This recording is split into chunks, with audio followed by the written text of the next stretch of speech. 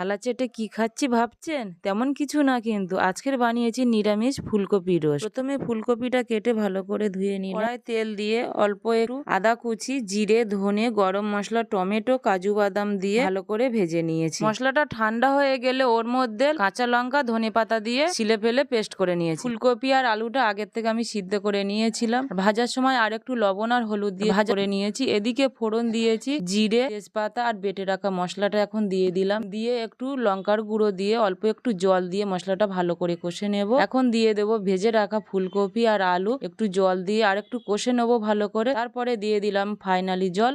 5 minute ফুটিয়ে নিয়ে এখন দিয়ে দিলাম ফ্রেশ ক্রিম। নামানোর একটু আগে দিয়ে দিলাম কসুরি মেথি। এই তো বন্ধুরা, ফুলকপি রোস্ট হয়ে গেছে। খেয়ে দেখতে হবে তো কেমন হয়েছে। তাড়াতাড়ি চলে আসুন।